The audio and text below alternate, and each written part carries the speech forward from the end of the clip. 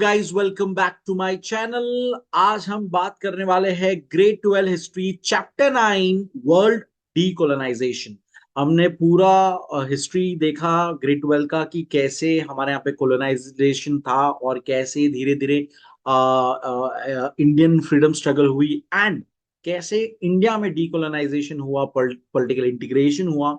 यहाँ पर हम देखेंगे वर्ल्ड में, सिंस हम जानते हैं कि British empire and many other European nations, France, Portuguese, Dutch, ये सभी ने अपनी अपनी कॉलोनीज पूरे वर्ल्ड में, specially in Asian countries and African countries में अपनी कॉलोनीज बना दी थी। तो वहां भी कैसे डीकोलोनाइजेशन प्रोसेस इम्पैक्ट धीरे धीरे आता है एज अ वेव, और हर जगह से अपनी अपनी वो कॉलोनीज लेके वहां से हट जाते हैं। That is the process of decolonisation. तो वो हम इस चैप्टर में देखेंगे। एशिया एज ए कॉन्टिनेंट, पूरे कॉन्टिनेंट में इंक्लूडिंग इंडिया, कैसे डीकोलोनाइजेशन हुआ, और फिर Africa as a entire continent, वहां पर कैसे अलग अलग कंट्रीज का डीकोलोनाइजेशन हुआ। बहुत ही शॉर्ट सा चैप्टर है, लेकिन बहुत इंपॉर्टेंट है क्योंकि बहुत सारे इसमें कंट्रीज के नाम देखेंगे आप। उनकी इंडिपेंडेंस कब हुई थी, उनको फ्रॉम देयर ब्रिटिश रूल हो गया या फ्रेंच रूल हो गया, पोर्चुगीज रूल हो गया, उनसे कब इंडिपेंडेंस हुई थी, वो डिटेल्स यहाँ पर है। सो कुछ इंपॉर्टेंट नाम यहाँ पे आएंगे अलग अलग। तो अगेन एज ऑलवेज लिस्ट बना दीजिएगा, अंडरलाइन कर लीजिएगा। कुछ इंफॉर्मेशन मैंने इस टेक्स्ट बुक में, इस पीडीएफ ई टेक्स्ट बुक में मैंने लिख के रखी है, टाइप करके रखी है आपके रेफरेंस के लिए, ताकि आपको इंफॉर्मेशन डायरेक्ट मिले। लेकिन अगेन खुद सेल्फ रिसर्च जरूर कीजिएगा। Before quickly diving into the chapter, एक अनाउंसमेंट। 10,000 सब्सक्राइबर्स क्रॉस कर दिए हैं मैंने फाइनली, बहुत ही ज्यादा टाइम के बाद। But still I am happy. Thank you so much guys for liking the video, for sharing the video, and for subscribing and supporting. So thank you so much. बहुत खुशी है मुझे इस बात की। ऐसे ही सपोर्ट रखिए, और ज्यादा सब्सक्राइबर्स लाने में मेरी हेल्प करे, एंड होपफुली बहुत और ज्यादा माइलस्टोन्स कवर करेंगे हम आगे साथ में। एंड हिस्ट्री तो कवर हो ही चुका है। धीरे धीरे जैसे अब ये एंड 10th चैप्टर के बाद पॉलिटिकल साइंस भी स्टार्ट कर दूंगा मैं ग्रेड 12 का। एंड दूसरे सब्जेक्ट्स भी सोचे हैं मैंने। लेट्स सी कैसे टाइम मिलता है और कैसे मैं आपकी हेल्प कर पाता हूँ। Okay, so let's now dive into the chapter. Very short chapter, but very important chapter. Let's start. In this lesson, we are going to review the process of decolonization in Asia and Africa. We shall do it with examples of the history of few countries. बहुत simple सा, बहुत सारी countries है लेकिन कुछ कुछ countries का example देकर हम यहाँ पे बात करेंगे। Starting with decolonization in Asia. In the first half of the 20th century, decolonization did not take very long. In many of the Asian and African countries, the process of decolonization was accelerated in short time because of the conflicts among European colonizers countries, occurrence of First and Second World Wars, and anti-colonial movements in the colonies. तो ये यहाँ पे इन्होंने pointers बता दिए कि factors, वो क्या चीजें थी जिसके वजह से डीकोलोनाइजेशन बहुत तेजी से होने लग गया in the first half of the 20th century. तो वो फैक्टर्स में क्या आता है, पहले तो यूरोपियन कोलोनाइजर्स जितनी थी, ब्रिटिश हो गई, फ्रेंच हो गई, पोर्चुगल हो गई, स्पेन हो गई, डच हो गई, ये सारे लोग आपस में बहुत ज्यादा इनके कॉन्फ्लिक्ट्स बढ़ते जा रहे थे, जिसके तहत हम जानते ही है, लास्ट चैप्टर में पढ़ा था, फर्स्ट वर्ल्ड वॉर हुई थी, which was again a factor for decolonisation. Second world war हो गई, मेजर फैक्टर फॉर डीकोलोनाइजेशन। और उस टाइम पे दौरान एंटी कोलोनियल मूवमेंट्स जो स्टार्ट हो गए थे, हमने देखे थे कि कैसे लोग अब इतने अवेयर हो चुके थे, जागरूक हो चुके थे कि अब वो लोग अपना खुद का इंडिपेंडेंस चाहते थे, अपनी खुद की फ्रीडम चाहते थे, खुद रूल करना चाहते थे। एंटी कोलोनियल मूवमेंट्स उन्होंने स्टार्ट कर दिए थे।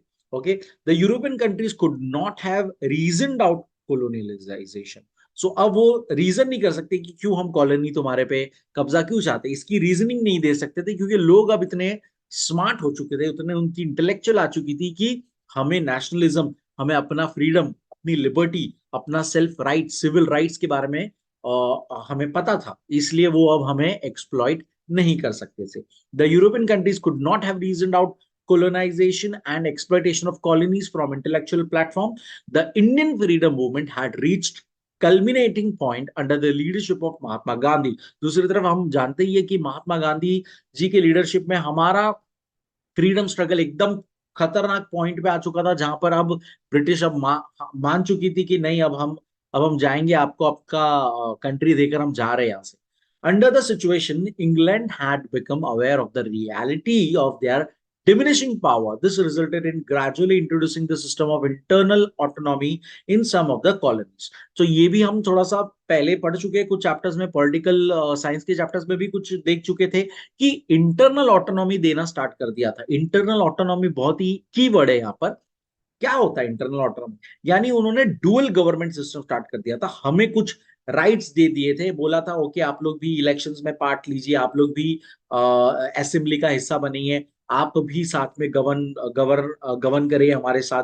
तो ये इंटरनल ऑटोनॉमी धीरे धीरे दे दी गई थी जिस जिस कंट्री में वो लोग थे, कॉलोनाइजर्स थे। ओके, सो वो यहाँ पे वो बता रहे। Germany and Turkey were defeated in the first world war. ये हम जानते हैं, हमने लास्ट चैप्टर में ही पढ़ा था कि फर्स्ट वर्ल्ड वॉर में डिफिटर कौन डिफिट हो चुका था? Germany, Turkey were the losers. To manage the administration of the colonies which were under control of Germany and Turkey, the League of Nations introduced the system of trustees. तो again हम ये भी जानते हैं कि एक संस्था बनी थी लीग ऑफ नेशंस, जिसका काम ये था कि आगे ऐसी फिर से खतरनाक वर्ल्ड वॉर ना हो, लेकिन वो फेल हो जाती, ये भी हम जानते हैं। तो लीग ऑफ नेशन ने उस वक्त क्या किया, वो फर्स्ट वर्ल्ड वॉर के बाद, तो जर्मनी टर्की जो हार चुके थे और उनके अंडर जो कॉलोनीज थी, उसको उसका कंट्रोल अब एक ट्रस्टीज को दिया जाए। वो लोग जो जीत चुके हैं, इंग्लैंड एंड फ्रांस, वो ट्रस्टीज थे, उनको दे दिया गया था कंट्रोल, और वो लोग उस कॉलोनीज को अब चला रहे थे। England and France were entrusted with the role of trustees. Later, India, Cyprus, and Malta successively gained their independence. Again हम जंप कर रहे हैं बहुत ही ज्यादा, और बहुत ज्यादा हिस्ट्री हम इंडिपेंडेंस कब कब मिली थी उस वाइज कवर कर रहे हैं अभी। इंडिया को हम जानते हैं 1947 में इंडिपेंडेंस पूरी तरह से दे दिया गया था। सिप्रस और माल्टा को रिस्पेक्टिवली 1 अक्टूबर 1960 एंड माल्टा 21 सितंबर 1964 में इंडिपेंडेंस ग्रांट किया गया था। इंग्लैंड ने वहां से अपना पूरी तरह से अपना कब्जा हटा दिया। gained their independence. In 1971, England withdrew its army from the Gulf of Iran. 1971 तक गल्फ ऑफ ईरान एरिया पूरा जितना पड़ता है, वहां से भी जितनी आर्मी थी, वहां से अपनी इंग्लैंड ने आर्मी हटा दी थी। After that England release it's hold on Singapore. Singapore में भी इंग्लैंड का कब्जा था, ब्रिटिश राज का, ब्रिटिश राज था, तो वहां से भी अपना होल्ड, अपना कंट्रोल हटा दिया था ऑन 9th of अगस्त 1965 में।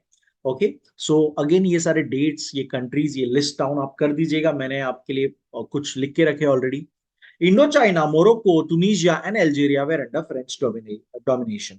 अब इसमें इंडो चाइना, अगेन हम पहले के चैप्टर्स में भी एक बार बात कर चुके हैं, Indo China region is not India and China, it is Indonesia, और वहां का जितना मलेशिया और ये जो एरिया पड़ता है पूरा, वो और चाइना का कुछ रीजन पड़ता है, वहां पर फ्रेंच डोमिनेशन था, फ्रेंच कॉलोनीज थी। हम मैप्स में पहले भी बहुत बार देख चुके हैं, अगेन आप ये देख सकते हैं। सो ये फ्रेंच कॉलोनीज थी, मोरक्को, टूनिशिया, अल्जीरिया, ये साउथ, ये नॉर्थ अफ्रीका में पड़ती है ये एक्चुअली। सो ये अफ्रीका कॉन्टिनेंट की कुछ कंट्रीज थी जहां पे अगेन फ्रेंच का रूल था। इनफैक्ट मोरक्को में, मतलब या पहले भी अगेन मैं एक बार बता चुका हूं आपको ये बात, कि जिस कंट्री में जिस कॉलोनी रही है, वहां पर उस उनका इम्पैक्ट, रूलर्स का इम्पैक्ट इतना है कि उनकी भाषाएं लोकली बोली जाती। तो मोरक्को में जो लोग हैं वो फ्रेंच ज्यादा बोलते हैं।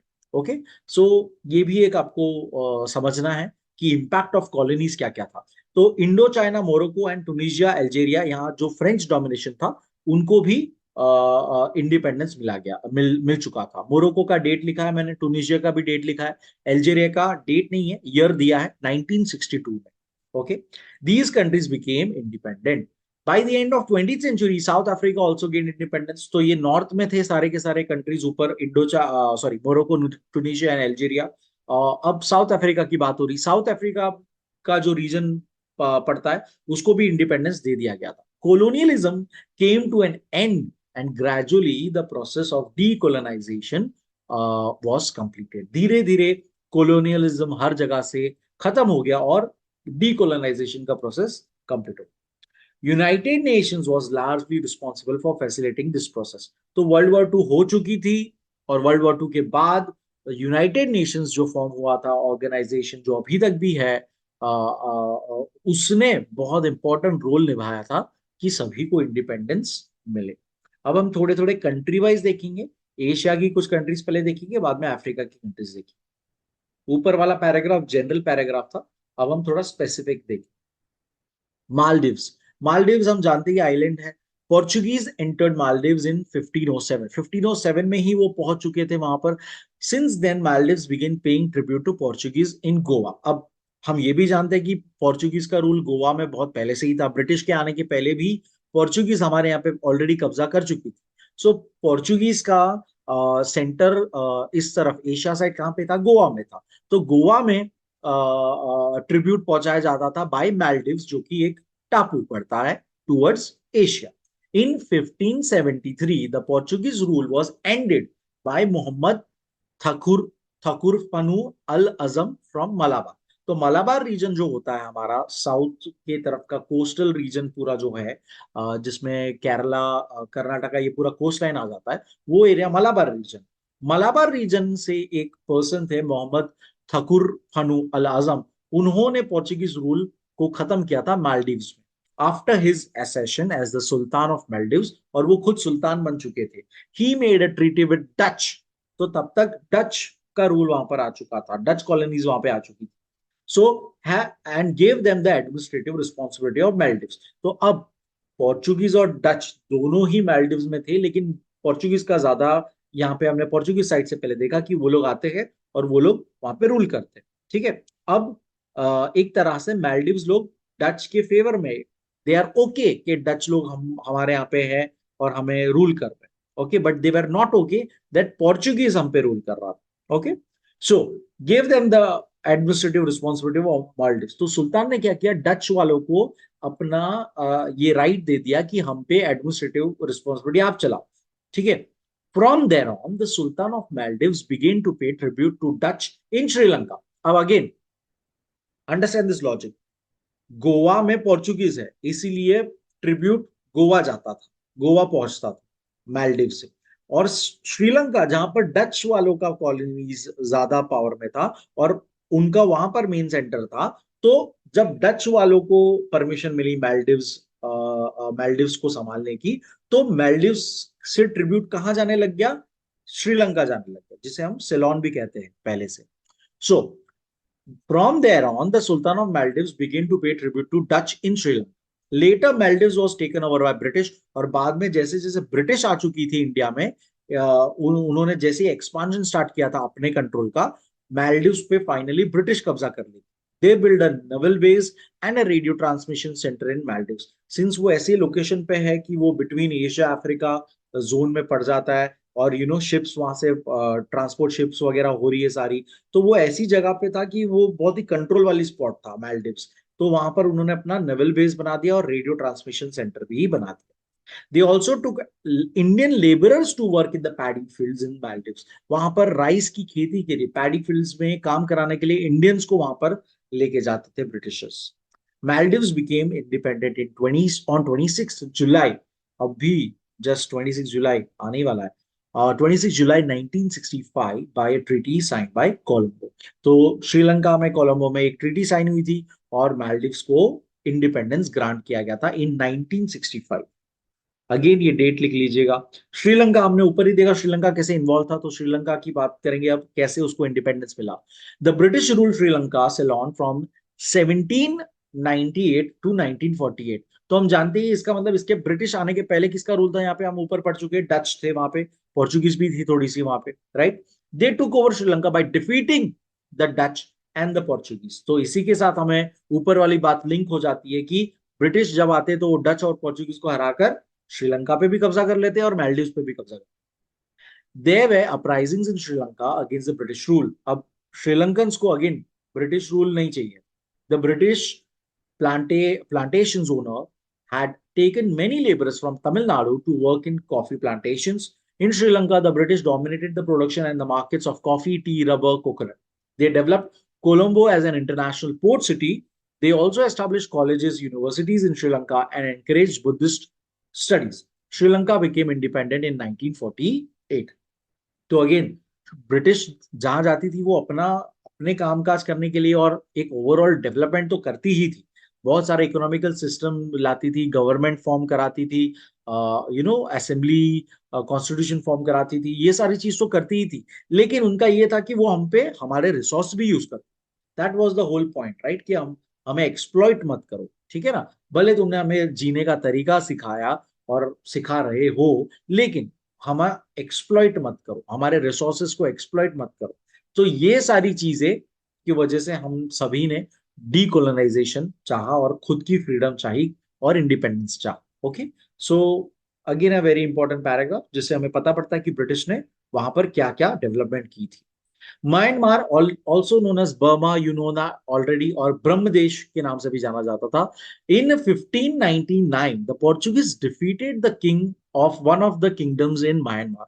तो पोर्चुगीज ने वहां के राजा को, म्यांमार के राजा को हराया और वहां पे पोर्चुगीज रूल चल रहा था। However, in 1611 various dynasties ruling in Myanmar got together, defeated the Portuguese and amalgamated their kingdoms। तो ये स्टोरी भी एक बार हम थोड़ा सा ऊपर कहीं एक दूसरे चैप्टर में पढ़ चुके थे कि कैसे बर्मा, एक अपर बर्मा रीजन और लोअर बर्मा रीजन फॉर्म हुआ था, कैसे कुछ रूलर्स अपने किंगडम्स मर्ज करके एक कॉमन पावर बनकर पोर्चुगीज और ब्रिटिश से लड़ती थी।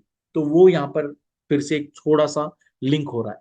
United Myanmar adopted an expansionist policy. लेकिन अब इन्होंने क्या कर दिया, पोर्चुगीज को हटाया, लेकिन अब इनकी पॉलिसी एक्सपांशन, यानी उनको और कब्जा करना है आजू बाजू। तो आजू बाजू में पड़ता कौन है, आजू में इंडिया पड़ता है, यानी कि वो इंडियन टेरिटरीज पे अब कब्जा करने के लिए आ रहे लग गए। तब जाके दिक्कत होगी। ओके, क्योंकि इंडिया में कौन था, ब्रिटिश थे। So, United Myanmar adopted an expansionist policy and conquered Manipur and Assam, जो कि इंडिया के हिस्से पड़ते थे। It meant that British Indian territory was under threat by being invaded, a situation that caused 3 wars between British and Myanmar।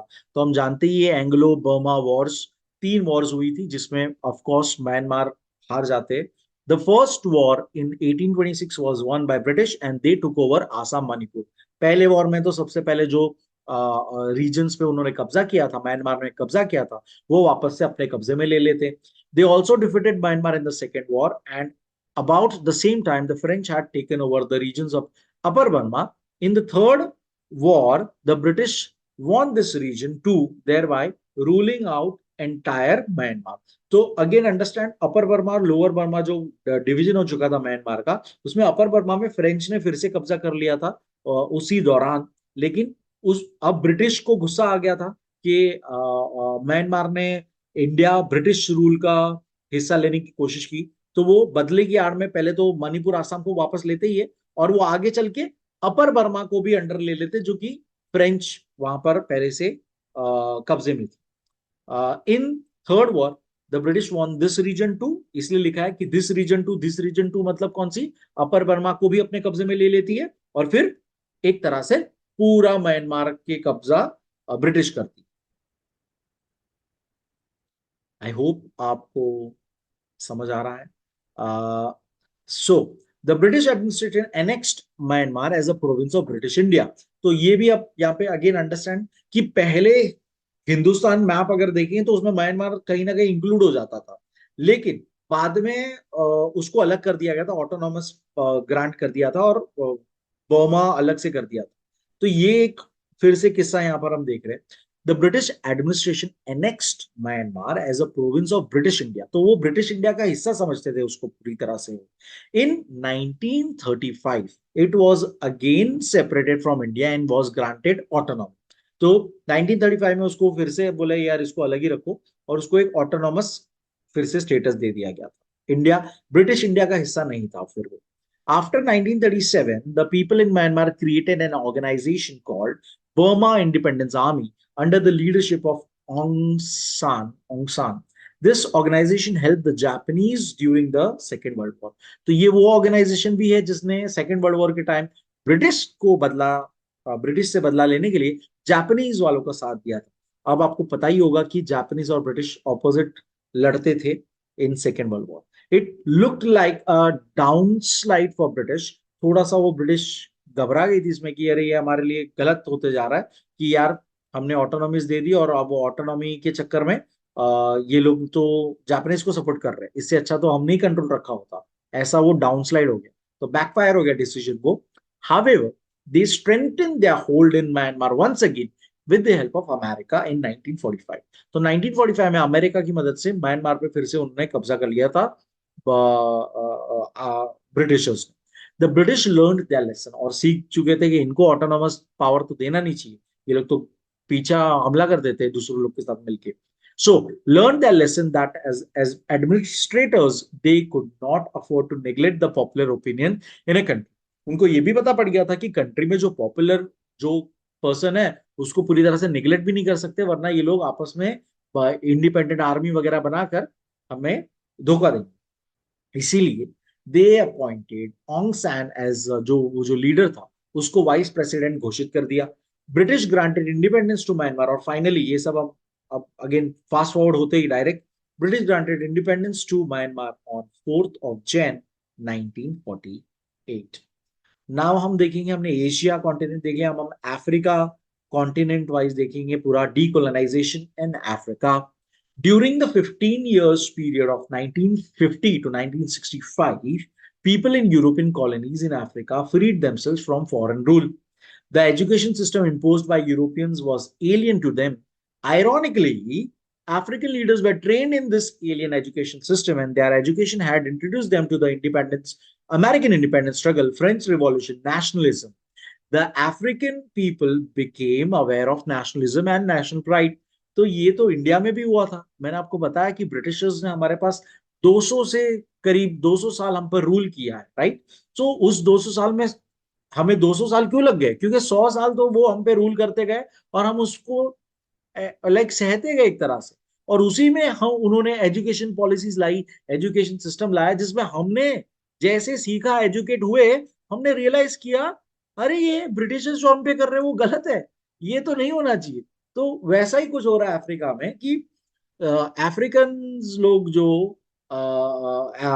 African leaders जो British rule के under ही train हुए थे, उन्हीं के एजुकेशन सिस्टम से उनको समझ आया था कि अमेरिकन इंडिपेंडेंस क्या था, अमेरिकन ने इंडिपेंडेंस कैसे गेन किया, फ्रेंच रिवॉल्यूशन क्या है, नेशनलिज्म क्या होती है। ये सारा जब उनका माइंड ब्रॉड हुआ और वो लोग अवेयर हुए कि ब्रिटिशर्स हम पे गलत कर रहे हैं, हम हमारा सिविल राइट्स है, हम खुद पे रूल कर सकते हैं, हमको दूसरों दूसरों को अलाउ नहीं करना खुद पे रूल करना, ये सब जैसे क्लियर हुआ तो उन्होंने क्या कर दिया, अगेन फ्रीडम स्ट्रगल स्टार्ट कर दिया अपना। So after the second world war nationalism got a further boost.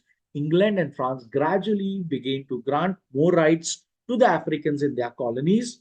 This strengthened the independence movements in African nations. So again, जैसे हमारे यहाँ भी उन्होंने डुअल गवर्नमेंट कर दी थी, वैसे अपनी अपनी कॉलोनीज में इंग्लैंड फ्रांस ने वहां पर जितना कब्जा किया था, वहां पर अपनी अपनी कॉलोनीज में वो लोग ने थोड़ा थोड़ा उनको राइट्स दे दिए थे, जिसके वजह से मोर इंडिपेंडेंट मूवमेंट्स वहां पर आने लगे। बांडुक कॉन्फ्रेंस। सो अब बांडुक कॉन्फ्रेंस क्या है उसके बारे में बात करते हैं। सो पहले भी एक बार हम कहीं थोड़ा सा इसके बारे में पढ़ चुके हैं, लेकिन अगेन सो इंडोनेशिया में एक जगह है बांडुक, फर्स्ट ऑफ ऑल जिस जहां पर ये कॉन्फ्रेंस हुई थी, इसलिए ये इस कॉन्फ्रेंस का नाम बांडुक कॉन्फ्रेंस है।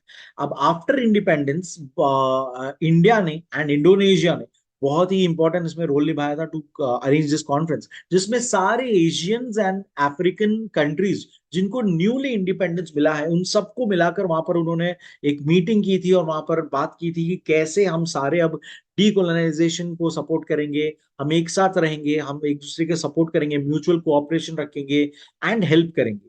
ये सारी चीजें उस कॉन्फ्रेंस में डिक्लेयर हुई थी। सो उस बांडुंग कॉन्फ्रेंस उसको नाम दिया गया है। अब उसके पहले क्या हुआ है, so India called first conference of Asian countries. सबसे पहले सिर्फ एशियन कंट्रीज का कॉन्फ्रेंस हुआ था 1947 में, जहां पर 25 एशियन कंट्रीज मौजूद थी, were present for the conference. In this conference the concept of Asian regionalism, Asia का पूरा रीजनलिज्म का कंसेप्ट क्लियर किया गया था। कौन से बॉर्डर्स कैसे बने, कौन से रीजन में क्या कौन से पावर्स है और कितना उनका कंट्रोल है, और कैसे अब वो इंडिपेंडेंसी और सेल्फ रूल पे वो बिलीव करेंगे। ये सारी चीजें वहां पर डिस्कस हुई थी इस कॉन्फ्रेंस के अंदर। The issues like common problem faced by Asian people, the social, economic, cultural problems of the Asian countries, and the need for mutual cooperation among Asian countries were discussed in this conference. तो मैंने आपको already बताया कि एक दूसरे की help करने की बात यहाँ पर हुई थी.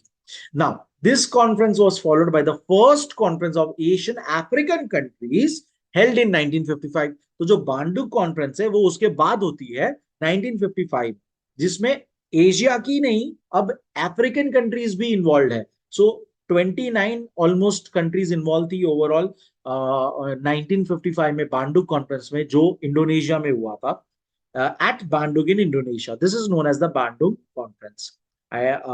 In this conference, the problems of Afro-Asian countries were discussed, and it was decided to focus on world peace and mutual cooperation. So again, वहां पे कॉन्फ्रेंस में अब अफ्रीकन कंट्रीज भी इन्वॉल्व हो गई जो रिसेंटली जिनको इंडिपेंडेंस मिला था. मेन लीडर्स इसके जवाहरलाल नेहरू, सुकर्नो जो कि इंडोनेशिया के लीडर थे, चाइना के जाओ इनलाई एंड इजिप्ट के अब्दुल नासिर, ये लोग मेन लीडर्स थे. और भी बहुत सारी कंट्रीज इन्वॉल्व थी, लेकिन मैंने यहाँ पे आपको 4 नेम मेंशन करके दिए. So that was Bandung conference. Concept of African unity. तो जैसे इंडिया पहले फर्स्ट एशियन कॉन्फ्रेंस में इन्वॉल्व था, वैसे अफ्रीका में पहले से अफ्रीकन यूनिटी की क्या बातें हुई वर्ल्ड में, उसके बारे में हम छोटा सा यहाँ पे देखें. H.S. Williams was the first person to think of African unity. ये पहले पर्सन थे जिन्होंने अफ्रीकन यूनिटी की बात की थी. He formed an organization while in London. जब ये लंदन में थे उन्होंने एक ऑर्गेनाइजेशन फॉर्म की थी, African association, later called as Pan African. इसी एसोसिएशन का बाद में नाम क्या हो जाएगा, Pan African association. He organized its first conference in 1900. इन्होंने 1900 में पहली बार इसकी ऑर्गेनाइजेशन की, मीटिंग की, कॉन्फ्रेंस की. W.E.B. Du Bois, an American sociologist of African origin.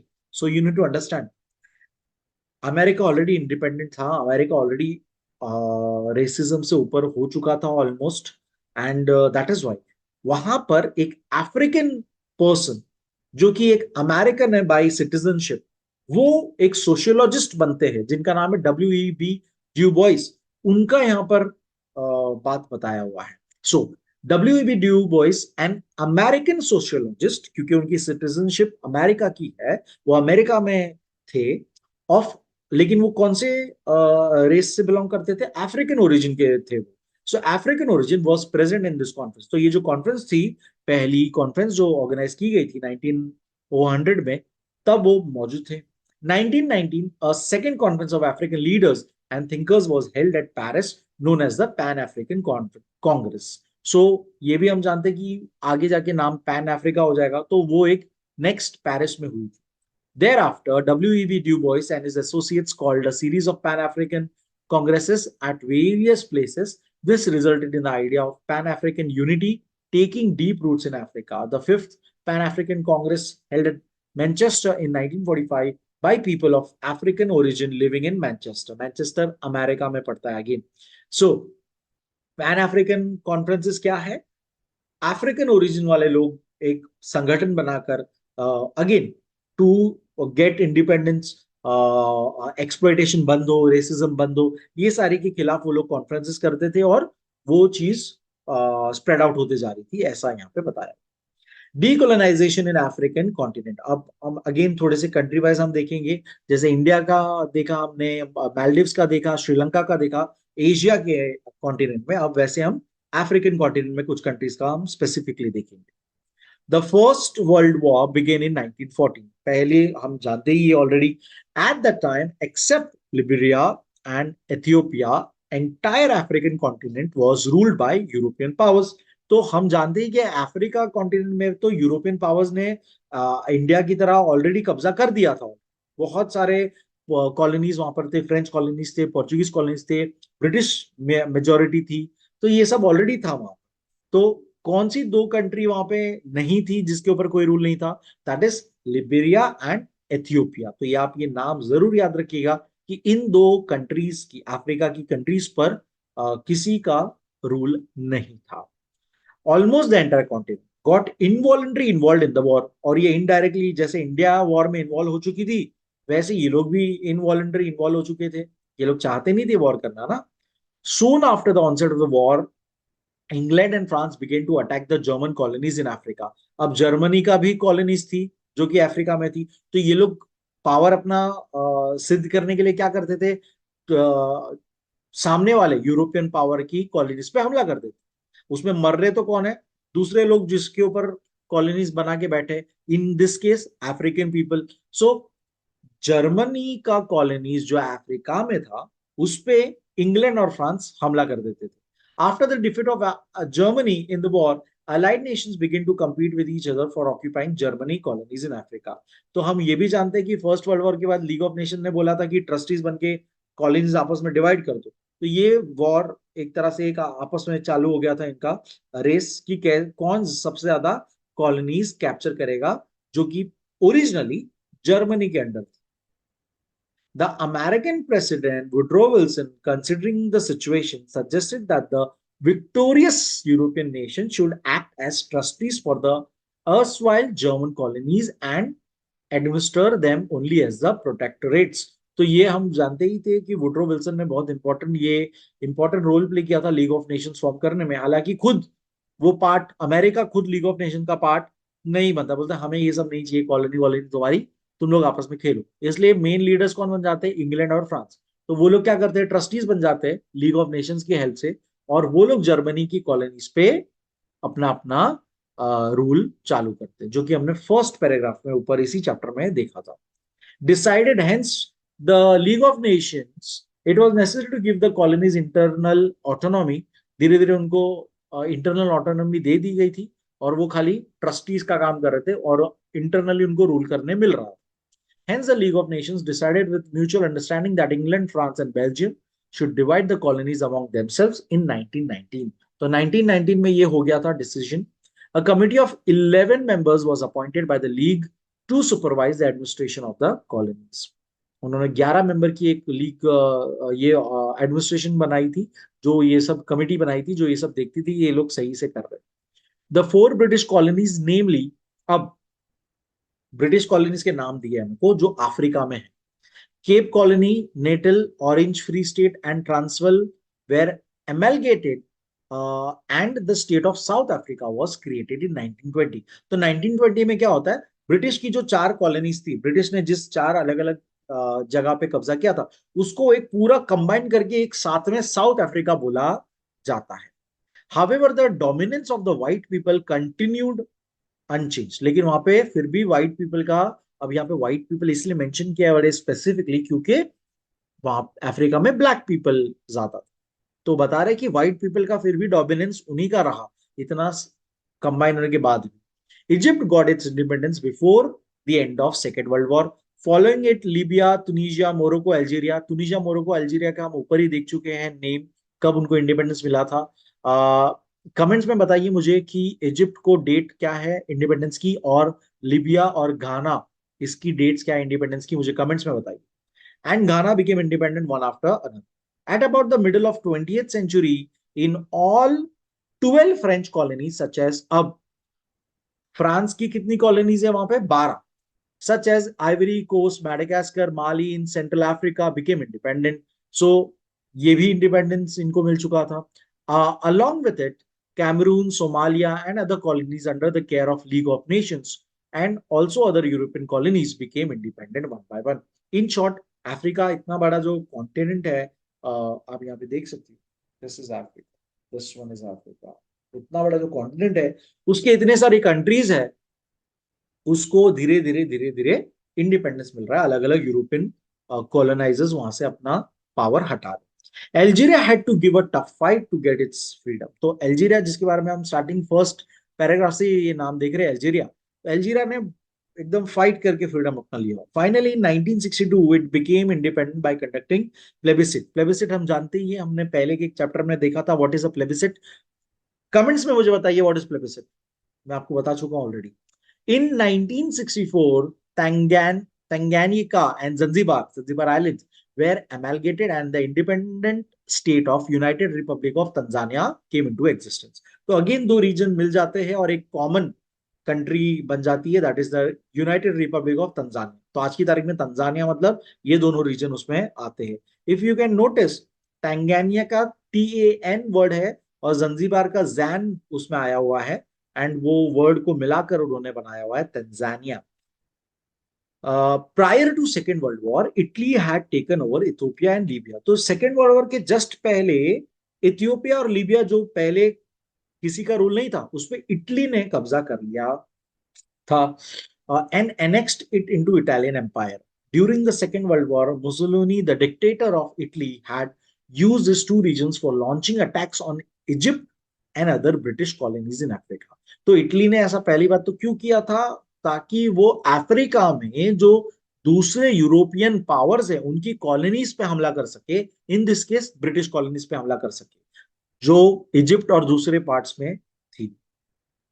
The African battlefield in the Second World War had spread from Morocco, Morocco एकदम end में पड़ता है नॉर्थ अफ्रीका की तरफ, and Libya in the north to Ethiopia and Somalia, जो eastern border में पड़ता है, Somalia land on the eastern border of Africa. The British empire in Africa was in danger because of aggression of Italy and German general Erwin Rommel. तो ये Italy और Germany मिलके British colonies, African British colonies पे भारी पड़ रही थी, और ब्रिटिश को वहां पे काफी नुकसान होगा। Indian soldiers in British army who fought with great resilience, और ब्रिटिश क्या कर रही थी, इंडिया से सोल्जर्स भेज रही थी, जाओ लड़ो, हमारी अफ्रीका की कॉलोनीज को बचाओ। With their help the British could compel the combined armies of Italy and Germany to retreat, क्योंकि इंडियन सोल्जर्स को कोई नहीं हरा सकता, सो इंडियन सोल्जर्स वहां जाते थे और इटली और जर्मनी सोल्जर्स से लड़कर उनको भगा देते, रिट्रीट, भगा डालते थे, return.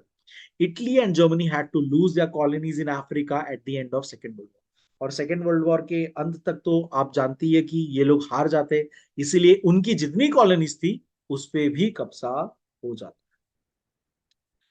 The end of the Second World War created an environment in which the process of decolonization gained momentum.